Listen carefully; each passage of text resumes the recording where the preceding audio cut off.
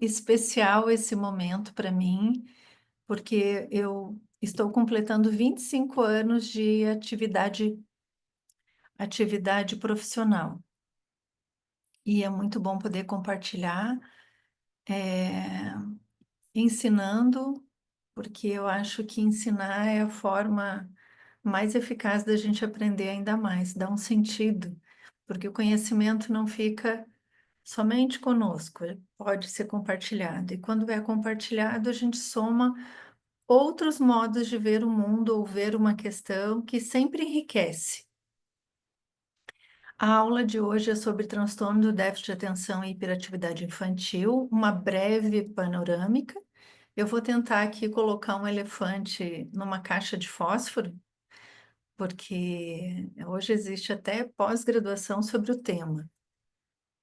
Mas aqui é um curso de extensão e eu procurei trabalhar no material que fosse focado na otimização do nosso trabalho enquanto clínicas, da professora doutora Edilene Peroni, que ela é especialista em TDAH há mais de 20 anos, e ela faz uma panorâmica sobre os testes, alguns dos testes que são avaliados e usados para avaliação neuropsicológica do TDAH. Há muitos outros. Tem testes, inclusive, que custam R$ 4.000. Então, depende do perfil e do público de cada profissional. Como psicoeducação, são esses três autores. O Rod, que é o Luiz Augusto Rod, ele é um clássico, é um médico psiquiatra que trabalhou muito e vem trabalhando muito no setor de pesquisa do Hospital das Clínicas de Porto Alegre. Paulo Matos, autor de No Mundo da Lua, que ele é fundador da Associação Brasileira de Déficit de Atenção, também super renomado médico da UFRJ. E nós temos a Ana Beatriz Barbosa Silva, que também é psiquiatra e que publicou esse livro que vem ajudando muito, cada um na sua área, um na hard science, né, bem no meio acadêmico, com intercâmbio com outros centros, FRJ Paulo Matos, no Instituto de Psiquiatria, que foi onde eu comecei a estudar os artigos na biblioteca sobre TDAH, e com uma linguagem mais simples, para leigos, e que vem contribuindo muito com a difusão das informações, Mentes Inquietas. Então, esses três livros, conforme o público, eu uso como suporte de biblioterapia, tá bom? No site do CEPAF, PsiMais, eu publiquei um artigo que fala de como que eu comecei a produzir, qual foi a minha trajetória como graduanda em psicologia até me formar em psicologia da FRJ e até publicar um livro. Esse livro é fruto do meu trabalho de conclusão de graduação, foi orientado pelo Dr. Bernard Ranger, meu orientador, e a partir da conclusão do curso, meus amigos me convidaram para publicar o livro. E aí eu enriqueci com mais coisas que eu havia coletado ao longo de 10 anos de estudos. Eu entrei na faculdade de psicologia com o propósito de entender a hiperatividade, que na época eu tinha acesso só numa notinha de destacar aqui a utilidade pública, né? A conscientização nacional sobre o TDAH. Nos aeroportos, nós vemos crianças e também nas ruas com o crachá ou com o cordão do girassol. O cordão do girassol serve para várias.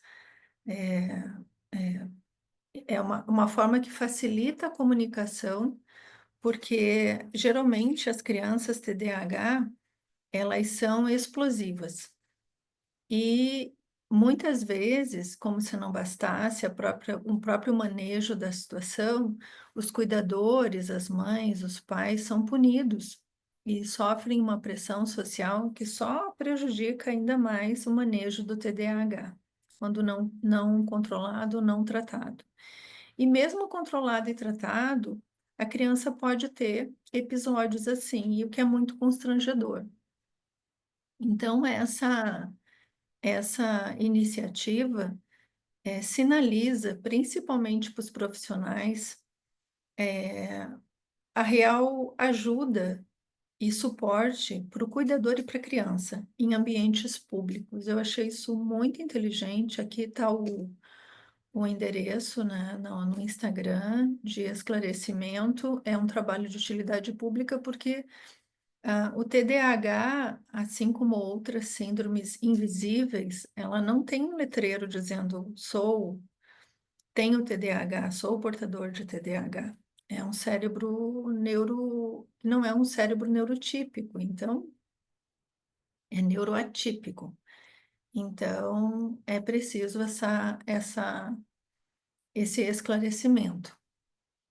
E recentemente, esse ano, saiu a lei de 8 de janeiro do estado de Santa Catarina, em que os profissionais anualmente, de 1º a 7 de agosto, a primeira semana de agosto, dedicarão ao tema do transtorno de déficit de atenção. TDAH é um transtorno do neurodesenvolvimento, ou seja, começa na infância e que, portanto, persiste pela vida inteira em boa parte dos casos. Até o DCM-4 se achava que acabava com a idade. Ah, mãe, pai, não precisa se preocupar, porque acaba com a idade. E a partir do DSM-5, se teve a grande novidade é que continua na adultidade em boa parte dos casos. Não é uma escolha, não é um dom, não tem ligação com inteligência, seja infradotação ou normodotação ou superdotação, não é preguiça, não é sedução ou carisma e não é fruto da falta de limite. O transtorno de déficit de atenção e hiperatividade em adultos está associado às piores medições de qualidade de vida, tanto em amostras clínicas como epidemiológicas, e a sua avaliação é importante para entender a extensão do transtorno nas diferentes áreas da vida dos pacientes. E as piores medições. Esse trabalho foi validado em 2011, aliás, e que ainda é bastante atual. Em termos de causa, a genética tem uma carga de 74%. Nesse livro aqui, que eu estou indicando no final do livro, né, que é a Guia para a Compreensão e Manejo do TDAH, para quem é médico, geneticista, é bem importante porque tem uma explicação técnica, tanto sobre a genética como sobre a epigenética, como facilitador ou dificultador do TDAH. É bem interessante, ele é mais técnico, mas vale a pena dar uma lidinha aí numa biblioteca da PUC, numa livraria aí, se você estiver passeando no shopping. Aqui focando na nossa prática clínica, certo? Na pré-escola, a principal manifestação é a hiperatividade, ou seja, antes dos 6 anos de idade. A desatenção fica mais proeminente nos anos do ensino fundamental. Na adolescência, sinais de hiperatividade, por exemplo, correr e subir nas coisas, são menos comuns, podendo limitar-se a comportamento mais irrequieto ou sensação interna de nervosismo, inquietude e impaciência. Na vida adulta, além da desatenção e da inquietude, a impulsividade pode permanecer problemática, mesmo quando ocorreu redução da hiperatividade. E o idoso hiperativo? O idoso hiperativo. E cada caso é único. Então, quando a gente olha um determinado caso e tenta compará-lo com os outros, há muitas diferenças. Então, o desafio do clínico é tentar entender qual é a demanda daquele cliente, daquela família, especialmente aqui da palavra. No slide passado você colocou alguns sintomas que caracterizam o TDAH, certo? Uhum. Uma delas sendo a impulsividade, que também está nesse slide daqui, ela é necessária para você ter o diagnóstico de TDAH? Não, vamos chegar nesse ponto, tá Vai. certo? Olhava na escola e ainda observo hoje. São crianças que têm muito mais dificuldade de mastigação, porque elas não estão prestando atenção e elas começam a pensar em outras coisas, a querer brincar, a querer correr. Então, a impulsividade, por exemplo, a criança está tão imersa ou tão curiosa que ela não percebe que ela está com vontade de fazer xixi e se urina toda. E o engasgo é o mais perigoso, porque o cérebro entra em falência em menos de 4 minutos. Então, quando uma pessoa está se engasgando, tem que chamar um socorro rapidamente. Tem gente que começa a meta-análise envolvendo amostras de vários países, cerca de 2,5% dos adultos apresentam TDAH. Eu me arrisco a afirmar que o TDAH é uma das maiores demandas da clínica infantil. Então, é preciso entender até para conseguir se situar.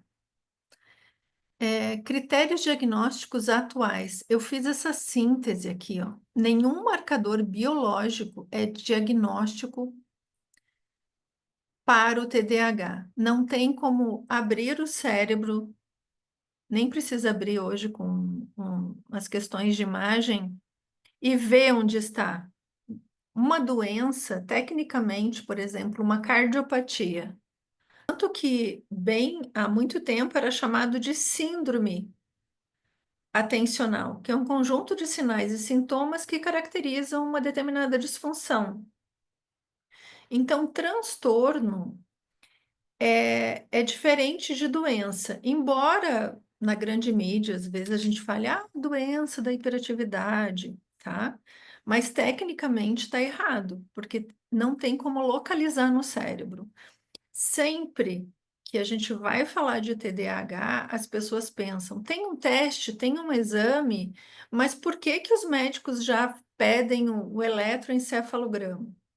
Para descartar o pior, porque pode ser um tumor, pode ser verminose, pode ser vírus, pode ser inchaço, pode ser lesão, pode ser um monte de coisa que a gente nem imagina. O DSM-5-TR, critérios para avaliar o TDAH. O primeiro critério tem 18 itens a serem avaliados. E aí nós vamos na pergunta da nossa colega Marina. Será que só a impulsividade é a condição para diagnosticar o TDAH? Não, não é. Então, aqui é um resumo. Esse material está disponível online, gratuitamente, tá? Embora eu sugira sempre a fonte primária, que é a fonte primária é o DSM-5-TR, tá? Eu troco, porque no início era disfunção cerebral mínima. Aí meu cérebro gravou errado e toda hora eu tenho que. Por isso que eu não posso fazer piada nem fazer trocadilho, porque se eu gravo errado depois para consertar, e aí por isso que eu sofro um pouquinho, mas tudo bem. Então, nós temos 18 sintomas. Dos 18 sintomas, do 1 ao 9, refere-se à atenção, tá? Do 10 ao 14, a hiperatividade e impulsividade são só 4 sintomas. Como rastreio, se ele der uma pontuação, se dos 18 sintomas do critério A, eu tiver 6 pontos, opa, já tenho que passar para o critério B, C, D e E. Entenderam? Por que que eu tenho que me fixar nos 18 itens do critério A? Justamente para entender se ele é salada mista, TDAH combinado, se ele é TDAH atencional, a questão dele é desatenção, ou se ele é predominantemente inquieto e impulsivo, que é a versão mais rara, mas que existe, e é a que mais chama atenção, além do hiperativo. A primeira versão, F90.2, é a mais comum, é o hiperativo clássico. O desatento é mais difícil. O desatento é mais difícil por quê? Porque ele está no mundo da lua. Então, até você conseguir descobrir a senha para acessar o interesse e trazer ele para você, é muito mais difícil. Às vezes é até confundido com TEA, e é TDAH. Hoje a gente tem uma série de medicações com uma variedade enorme de duração e questões que um psiquiatra pode avaliar. Bem diferente do início da minha pesquisa, que era só Ritalina, pronto, acabou. Hoje, farmacológico, orientação com os pais é fundamental e técnicas da TCC.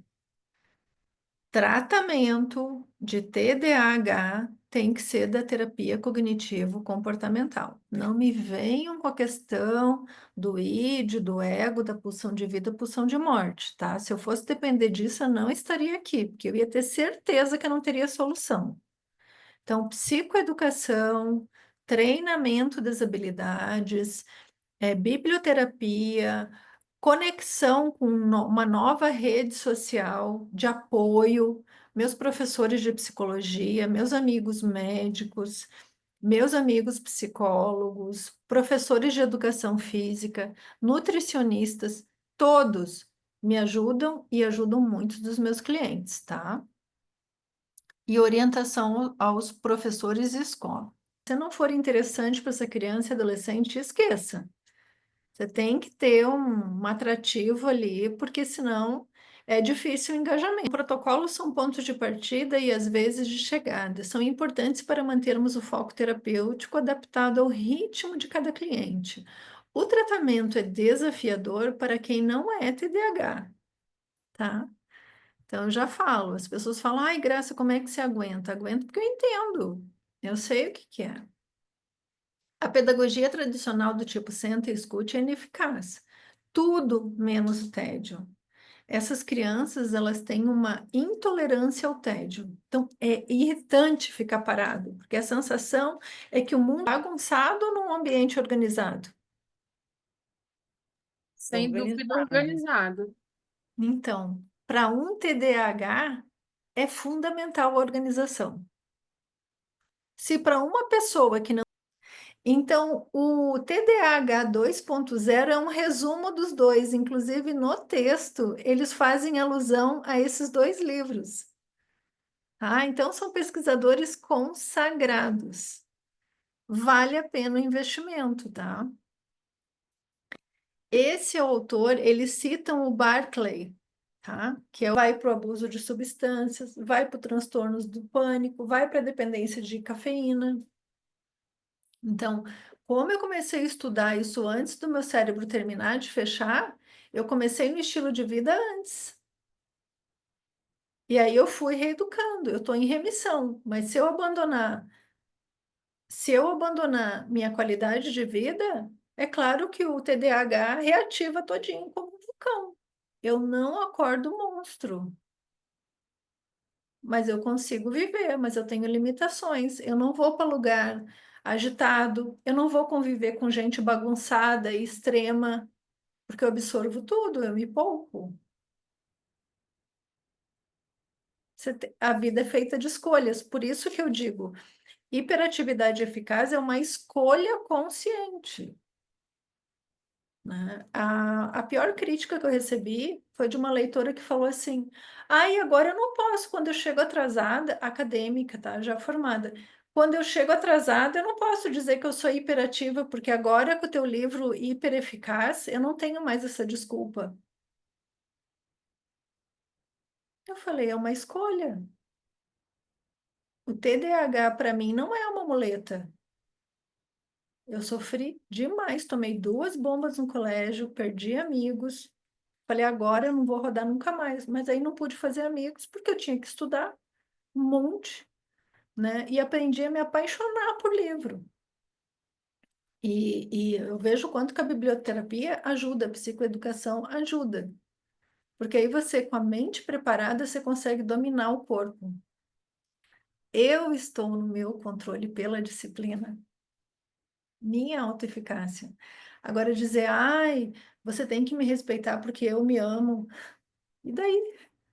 E daí, gente? A gente não é nada, a gente é poeira cósmica.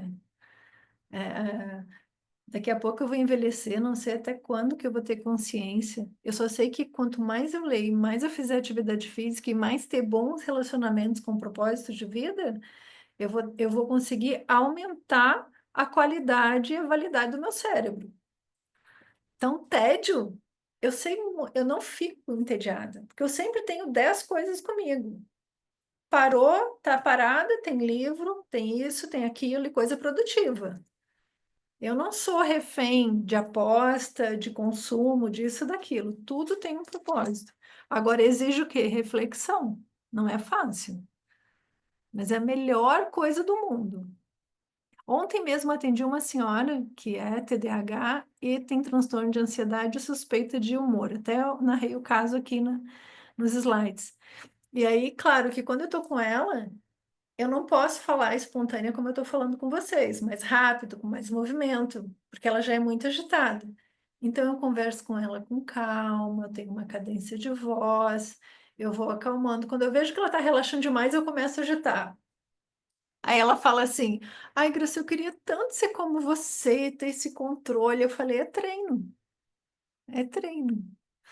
né? Então, é muito bom. Por isso que eu preparei essa aula com muito carinho para vocês, como se hoje fosse meu último dia de vida, sabe?